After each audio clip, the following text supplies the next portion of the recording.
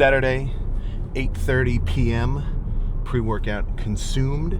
63 grams of carbs worth of banana-flavored oatmeal packets consumed. A good chunk of water from the gallon jug. Been making sure to keep a gallon on me, just so I can, I don't know. It's not as though if I don't drink a gallon of water in a day, or that if someone doesn't drink an insane amount of water in a day, that they're screwed. But I'd rather be on the safer side of things. Like, I'm sure if I only drank 2 liters evenly throughout the day, it'd be all right. But I'd rather kind of overdo it, because when it comes to this workout, I have 3 states of being, or kinds of states of being, that I want to maximize. My restedness, so trying to go to bed at a normal time and sleep a solid amount, not too hard. Plus, it's a Saturday. My my fullness, my level of fedness, essentially just, did I eat enough food? Do I have a little bit of something to run off for this workout? Which, now that I'm no longer dieting down, I definitely do. And then probably most importantly, second to rest, is going to be my hydration. Am I drinking enough freaking water? That's got to be the number one cause of the exertion headache, as we refer to it. I'll see a lot of comments, or I'll talk to guys where it's been a little while since I've actually heard somebody say this, but it's like, dude, I'm hitting legs, but I don't even want to go heavy because I keep getting this freaking headache. I've had it before, and I think the term exertion headache is kind of almost inaccurate. It's more like somehow you have this headache, but having an internal increase in your blood pressure from like doing a crazy rep of squats and bracing just makes it even worse. So it's not as though the exertion of working out is causing it, right? You get a problem already. And then my first question is always, how much water did you drink today? And not even that, did you have any electrolytes? Which, if you're if you're just a straight H2O kind of guy, you're like, I don't want to flavor it, I don't want to do anything. That's way better than freaking nothing. Plus, there's so much sodium in food anyway. Nobody is sodium deficient if they have a regular, even just slightly varied diet. So the water is going to be where it's at. Are you? Is it clear when you're going to the bathroom? That's not to say that's an end-all be-all statement of health, but it's definitely probably an indicator that you're well hydrated. So that's how I look at it. But I keep getting just rage baited by TikToks and Instagram, just because I'm as dopamine addicted as anybody else. I can't help it. Just scrolling. I took them off my home screen at least. So if I want to scroll, I have to actually type in the app's name, which sometimes I'll catch myself doing, and then I'll stop and just listen to a video or something, or just do something else. But a lot of the videos that I'm seeing about guys talking about the gym in general, it's, and just everything in general, maybe this is just my own kind of perspective that I'm seeing, but I feel like everything is always spun negative, and I'm not trying to be like, Mr. freaking positive, but I just saw one TikTok, this is it had 10 likes, so it wasn't anything big, but the guy's like, it doesn't matter that you're jacked, bro. Working out doesn't actually mean you have any discipline. You're still addicted to food. You're still addicted to video game. It's fuck, man. Just hating for no reason. It's shit. So I don't know. And it's not just that, but I guess I can't think of a million examples off the top of my head.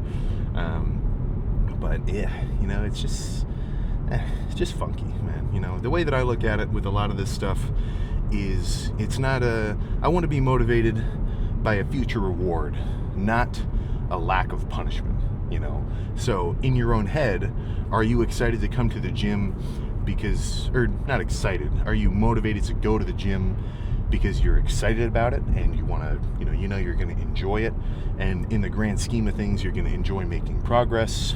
That's just kind of the fun part. Or are you more motivated by crap, I've got to go to the gym because this guy said this thing about me, or my dad is always getting on me about this, or whatever. Insert your personal perspective. And it's like, well, that's no fun, because with the gym, the dieting, cardio, everything, and this is a very gym-centric take, this might not actually apply to everything, but it's very individually motivated. The guys who I think make legitimate progress, they stay really consistent, they're just on it. Like if your friend group somehow the conversation came up about like somebody random came up to you, like let's say you guys are all going out to a dinner or something, and this person said, hey, do any of you guys know about working out? The guy who all of the table looks at is probably the guy who's on it the most. And I'd say 9 times out of 10, his motivation isn't anything external. His motivation isn't walking around and like, looking and seeing, hey, is anybody looking at me right now? I got a tank top on. Don't they know how big I am? That's not his motivation. He's doing it for him. He's doing it for himself. The motivation is purely internal, and I think that's the best way to go about it. Not that it's easy to get in that headspace if you don't have that kind of like internal push. But once you do, you're kind of impervious to anything else. You're just going to be excited to work out basically regardless of circumstance. The way that I look at it is you kind of want to be able to spin any kind of detriment or any kind of obstacle into a strength, where it's like, oh my God, dude, I'm dying. I barely slept. I was sick. I'm throwing up all over the place in Italy. Actually, okay, that's not a good example. I really did need to rest. But for whatever reason, you've got something going on in the day where it's like you could not put as much attention into the schedule as you really wanted. Normally I'd say a good workout has about 30 minutes prior where you can kind of just get into the right headspace. Maybe you have a decent drive to the gym. Maybe you get to sit down, drink your pre, kind of, watch some TikTok edits in the car, get yourself hyped up before you go in, things like that. Like you've got a little bit of a mental warm-up phase before you even get started. But, sometimes you're in a freaking rush. It's like, all right, shit, if I want to work out, I've got to finish my workout in 30 minutes and then leave so that I can make it to my my bio meeting or whatever, whatever you might have to do later. And a lot of times, I think people might look at that situation and think, well, screw it, no workout for me, right? But the guy who's got that dog in him is going to say, all right, shit, let's make it happen, Or if you're laying down in bed, you're getting pretty cozy, it's maybe a little bit later in the day, it's maybe 8 o'clock, and you got legs. I mean, I've had this happen before. I'm not proud of it. This was back when I was in school. So I had, I don't remember what I did. I had some kind of, somehow the schedule was, it's 9 o'clock. I had to wake up early the next day for, like, not an exam, but just something. And I take my pre, because I lived like 2 blocks from the rec center. I've taken my pre-workout. And I lay down for a minute because I'm thinking, all right, let's just give me a second. I wake up at 4 in the morning. Missed the lift because I freaking let myself fall asleep because I got cozy. Not good, Now, of course, it's not like you're screwed. That wasn't it wasn't as though that was an end-all be-all, because I guess I probably needed the rest just from having fallen asleep after taking like 250 milligrams of caffeine or whatever. But it's not about the day-by-day lift. It's like the mentality behind it, Like if you take the 2 extremes of the guy who's going to take rest days more than necessary, or the guy who's going to take rest days less than necessary, then honestly, I think the less than necessary guy is probably on his game a little bit more. He's so excited to get after it that he doesn't even want to stay home, even if maybe it's the right thing to do. So that's where, just with the gym in general, now, I'm kind of spinning all sorts of topics. I'd rather think, okay, too much volume, too much intensity, too much cardio, too much consistency, and then realize, okay, actually I should dial it back. I should throw a resting in when necessary. I should tone down my cardio if I can tell I'm kind of starting to maybe overreach with like 2 hours of cardio a day in the workouts during this prep. Or, just anything like that. But it's like you'll never kind of know where the limit is if you don't reach it and then realize. So I guess what that all boils down to is I don't want to leave anything in the tank. And I definitely don't want to leave anything in the tank today for this.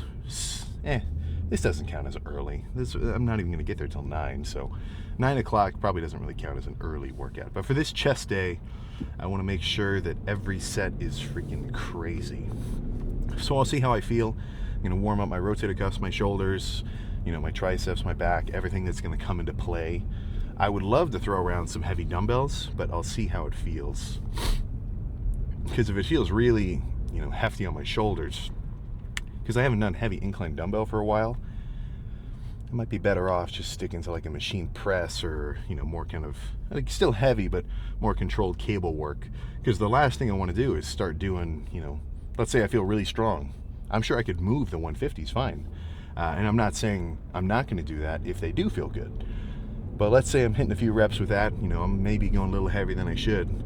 Rep number 4, this is like, put the microphone right onto my shoulder. Just have like a really crackly rotator cuff. I mean, that'd freaking screw me, so I want to push it, but I don't want to over push it, if you know what I'm saying. But either way, it's not going to take more than probably 45 minutes from set 1 to set done, no matter how many that ends up being.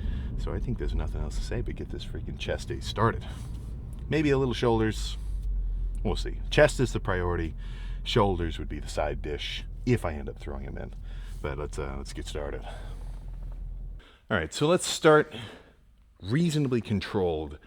So I kind of want to use this first movement as a working set, but also as a warm-up. So what I'm going to do is probably 10 reps each side and go back and forth. So 10 here, kind of in this sort of sideways stance, pressing across my body, really squeezing. So not the most, let's just say mechanically damaging set, but after I do probably, maybe 30-ish reps or so, so 10, 10, 10, 10, 10, 10, now my chest is going to be really activated and kind of pumped. So when I move on to a heavy press, I'm already almost supercharged isn't the word, but extra kind of, well, I guess let's just say warmed up. I can't think of anything cooler than that. So 120 pounds, and let's get freaking real.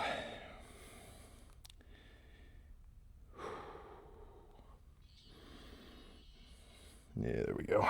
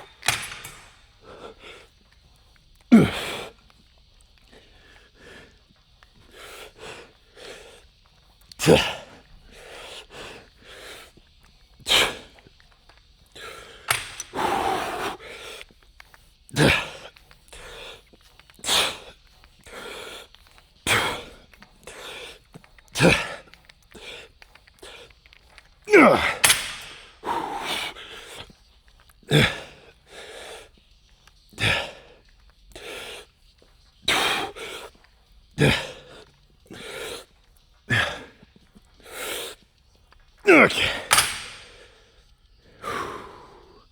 All right, one more of those. Then we'll do the incline converging press. All right. I think 3 plates in the 25 is going to be pretty nasty. In a good way.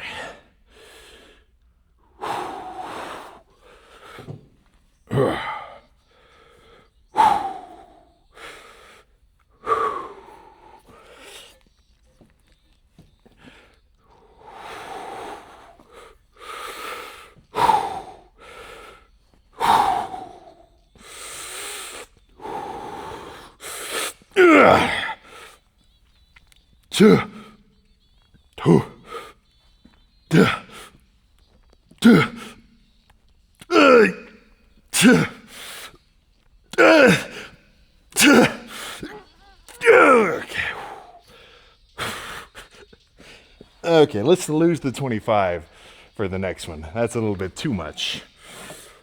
That was good though. Got to build on my strength with some of these heavy sets.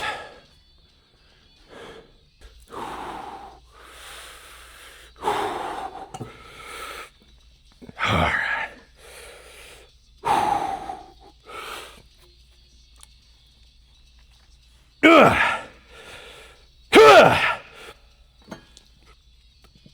2, 3,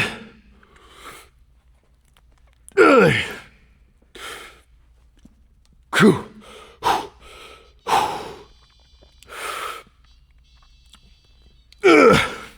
3, 2, okay. Okay. One more of those. I gotta add some more lights. This is way too dark. There we go. Now we can see what we're doing. Sometimes this is cool for like some photo shoots that we've done in here before. I think for a regular lift, it might be a little much. Let me pick a new song, but I want 20 reps this set. So if I have to get to that 20 with rest pause, that is fine by me.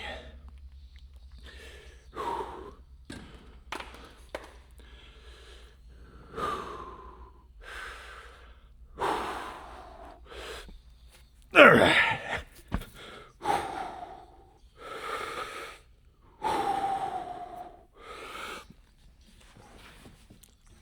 Okay.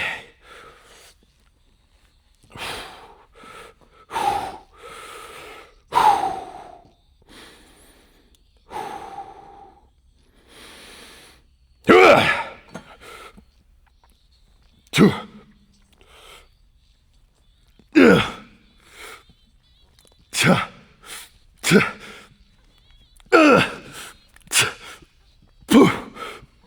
Okay.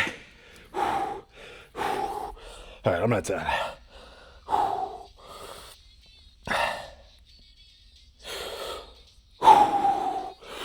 Oh, let's switch grips too.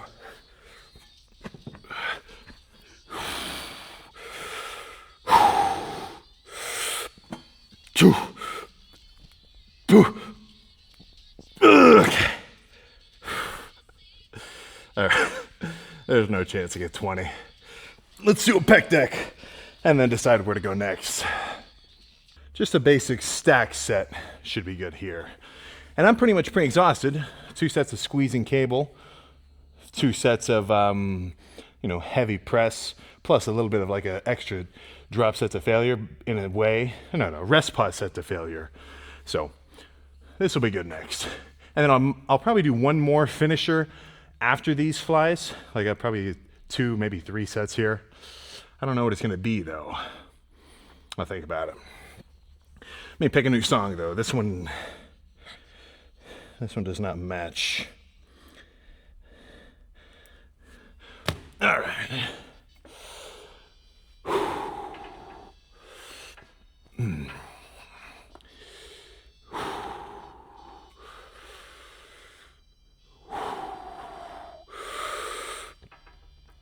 Poof. Ooh. Ooh. Yeah. Ooh.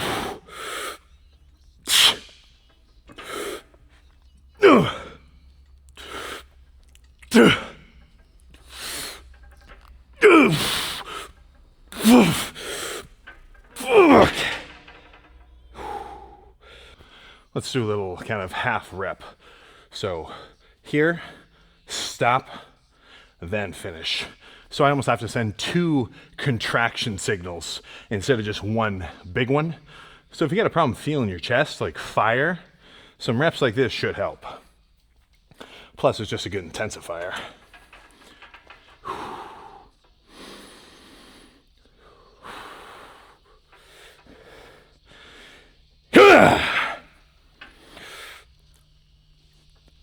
2, 2, 3, 4,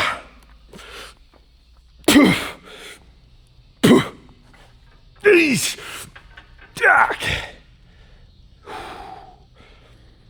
all right. Actually, I know what to finish with, and if you've watched the last few chest videos, I think you know what it is. So see if you got the right prediction. All right, so I've heard mixed messages about the response of people trying to do this same movement. For me, I really like it. It clicks. I feel it in my chest. I don't really feel any front delt at all. But I've definitely, it's kind of, this is hit or miss. I'm not going to say this is like a full-on recommendation, but worth trying, I feel. So 2 cables, looks like they're just about head height, yay wide, pretty heavy. So this is 120 pounds. I can do the stack. So yeah, about, half-ish. Take 2 steps forward, really lean, and then I'm kind of going here. But even though I'm pushing with my hands overturned, pronated, I'm not trying to push with the top of my hands, if you follow. I'm almost trying to push with the palm or like the bottom ball of my hand and really feel my chest pull my arms toward each other. It's almost like I'm trying to imagine that elbow down doesn't even exist.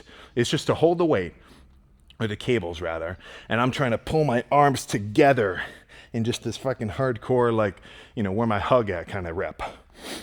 And since I can go hand over hand, I can get a deeper contraction than normally, where your hands run into each other, like on the pec deck. But if this is good, this could be it. I can tell I'll be fully pumped afterward. But if not, I'll just run it back and do one more. All right.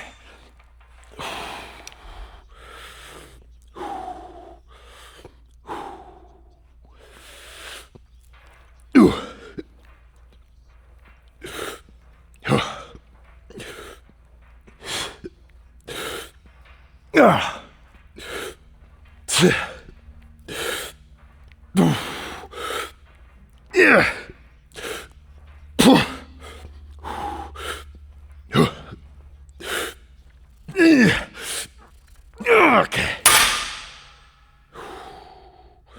All right, that's all. Let's see how we're looking.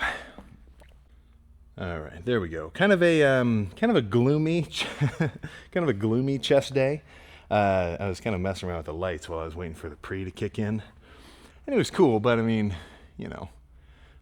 I think sometimes I overdo it with this stuff. It's really fun for me because I'm into like all the camera stuff now. But the whole point is the lift. I think overcomplicating things doesn't really help the situation. But let's see how we're looking with a pumped up freaking chest. So before we actually look at it, we'll kind of keep it hidden for a second. How do I think that I feel? Let's break it down. Just looking at myself with, holy shit.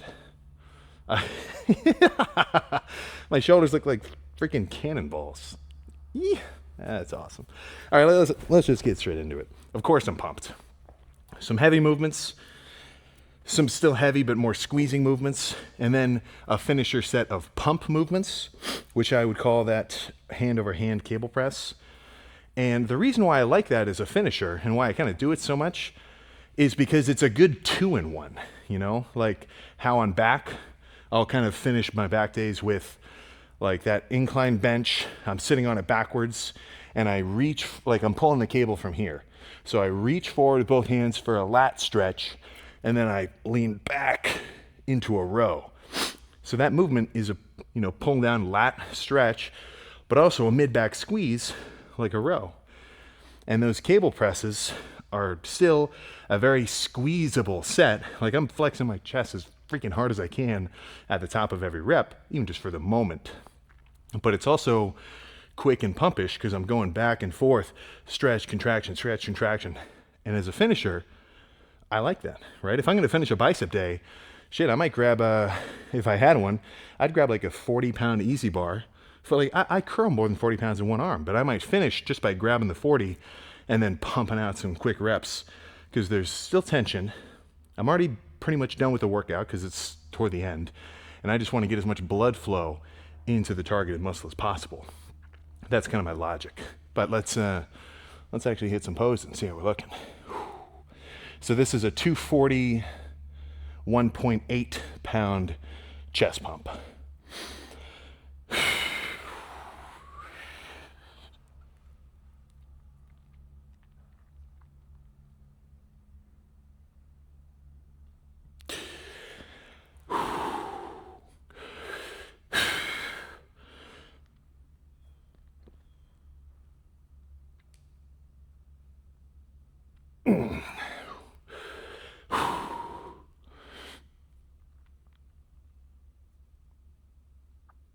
Yeah. All right, let's get a back lat spread as well just to see how we're looking. Yeah, there we go.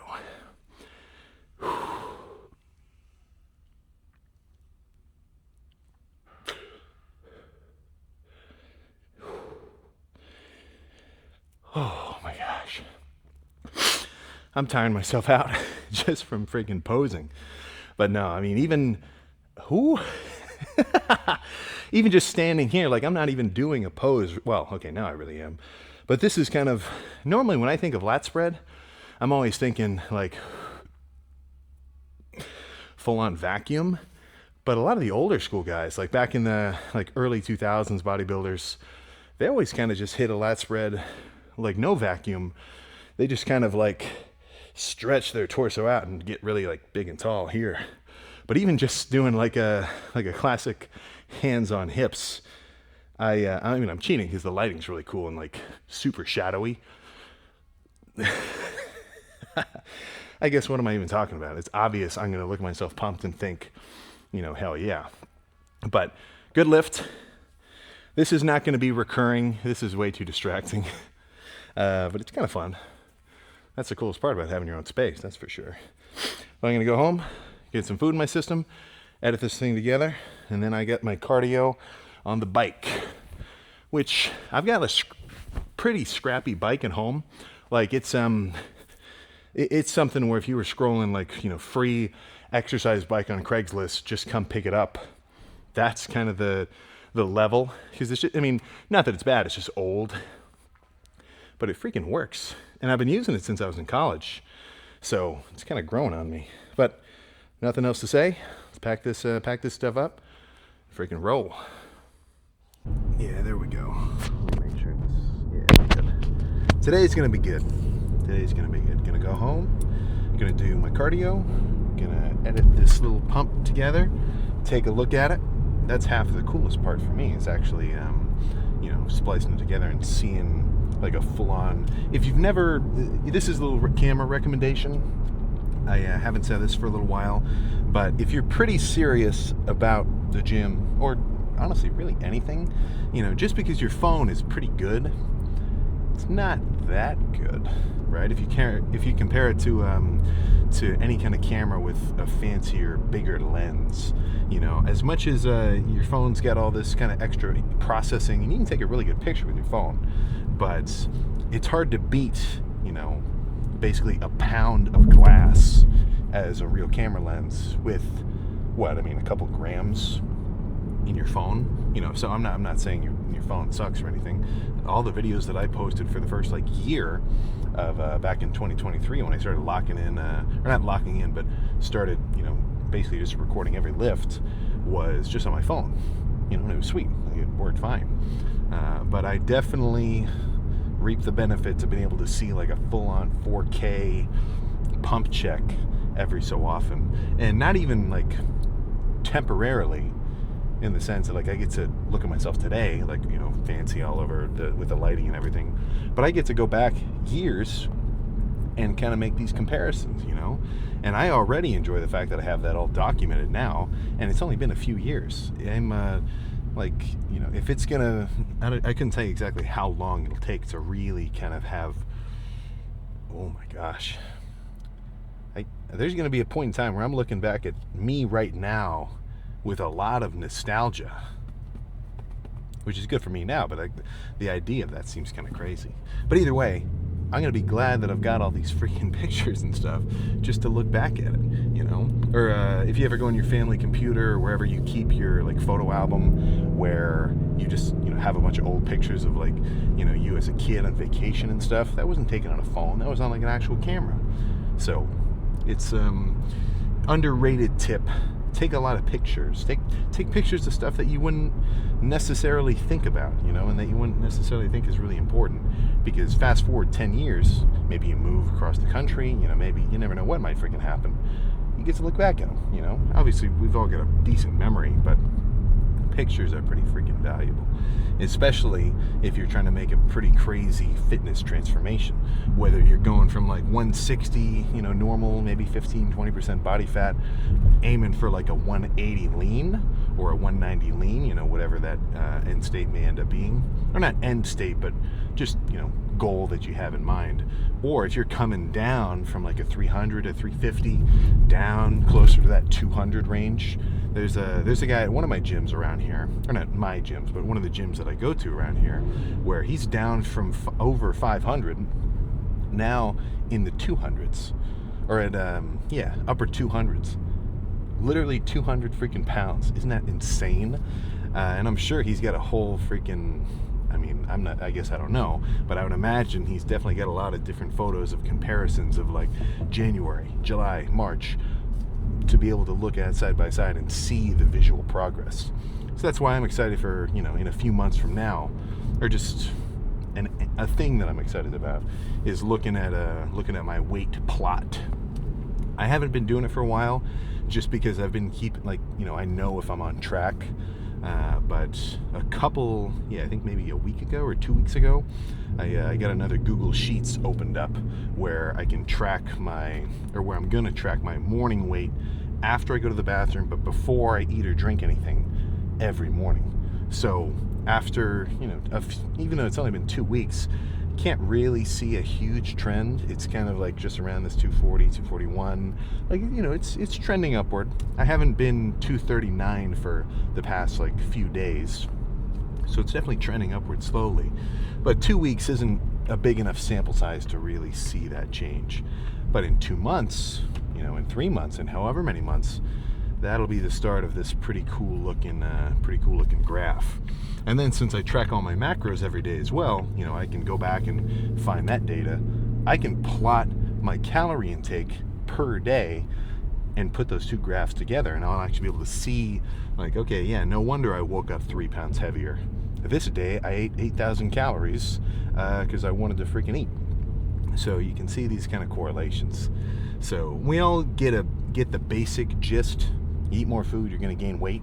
But once you start really tracking everything, you start to kind of get a more short scale understanding. Like if I'm dieting, which just during this prep, 2 months or there was about a 2 month phase for sure where it was okay, deficit, perfect, everything's kind of in line, maybe a few fluctuations of calories, but for the most part, pretty much just a straight deficit the whole time. And then I think there was a pretty big, I didn't have any crazy days. I had like a 6,000 calorie refeed once. There was a few. I literally titled it. It's like 5,000 calorie refeed. But I didn't wake up the next morning with an extra pound of fat deposited onto my frame.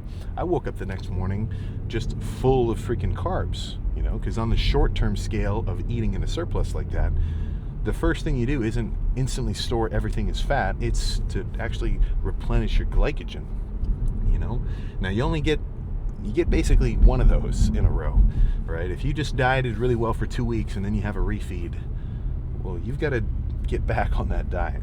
2 refeeds in a row, you're pushing it. 3 refeeds in a row, now you're probably packing on some body fat. After 1, hey man, just call it a refeed. You're getting your metabolism kicked back up. You're gonna have a hard training day. You're gonna feel good. You're gonna recover well. Sweet. 2, what are you doing? What are you doing, man? Are you still dieting? And then 3, oh yeah, man, you're starting to lose me there. So, it's what was I even getting at? Yeah, but if you start to get in tune with how that changes day by day. Like if I went home today and said, you know what, it's been a while. I actually don't know how long it's been since I've had a Krispy Kreme 6-pack. Actually, it may be more than a year. Probably. I don't know. Getting close to a year. I haven't bought one of those for a while. I'm not gonna today either, but now that I'm thinking about it, who's to say? But if that was in my mind, I'm like, you know what? I'm grubbing 1,000 grams of carbs today. I'm probably gonna wake up tomorrow at like 244. Doesn't mean I just put on a bunch of fat. It just means I really extra kind of carved up. So just a few angles like that. Or if you have a day where you really didn't hit your macros, let's say you're trying to bulk, you're consistently eating a hefty portion, maybe for you that's 5,000, maybe that's 4,000. Actually, probably not 5, but 35, 33, whatever you're eating. And then you have a day where you were just busy. You did not get your meals in. You had to make like a 3-hour drive somewhere for something. I don't, it's your life. But you have a day where you just did not eat enough food, and then you wake up the next morning, you've been 198, you're aiming for that 200, and then you wake up at 194. That doesn't mean that you just lost 4 pounds of muscle, but it actually does mean you lost 4 pounds of intramuscular fluids, mostly just water, but also some sugar as well, muscle glycogen. But just something to think about.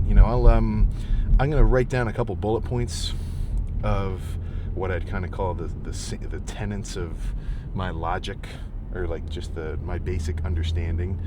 Not, because I'm a full-fledged dietary professional, but for me at least, the rules that I kind of follow and abide by that keep me able to, gain substantial weight, lose weight when I'm dieting with all the cardio and things. For me at least, it's definitely seemed to work, So we'll see if any of that makes any sense in maybe a more short form kind of video. But yeah, I think nothing else to say now. I got a back day tomorrow, and I want to venture out. So tomorrow is going to be at a different gym. I'm not sure exactly which one, but it will be somewhere else. I don't want to be a freaking hermit, but I certainly like the ability. It's freaking sweet in there. But a good mix is solid. So maybe I'll go a little bit further. I haven't been to American Barbell for a while. That's it's a little bit more of a drive, but they just had this huge expansion, so I want to go check it out. That's I guess it's early for me to say this now, but when the Arnold comes back around for 2027, American Barbell, that is a gym you're going to want to check out. Or actually, honestly, if you're just ever in Columbus for whatever reason, sometimes I get some comments from you guys where you have to fly in for work, like if you're really traveling around, and it's like, well, what gym should I go to? And if that were me, which, sometimes it is, just depending on, like I've got, actually, totally forgot about this, Vegas Discount Nutrition. I'm pretty sure that's going to be on May 2nd. So Vegas Discount Nutrition, I forget the exact location. I gotta find the address and plug that in the bottom, but we're doing a little bit of a kind of meet and greet at that supplement store. And then one more in Colorado on the 9th. I'm fairly certain. It's not going to be like, a crazy huge thing, but that's going to be pretty fun. And I don't want to just go to an Anytime Fitness over in Vegas. I don't want to just go to some Planet Fitness in Colorado. I want to find a cool gym. So I got to look around and, see where I can get into. Throw some. And by then, that'll be a few days. So that'll be about a week just about a week-ish from now. So get a little more food in me, up my strength as well. Go throw some weight around. That'll be freaking cool. But yeah, nothing else to say. So I'll see you for a back day tomorrow.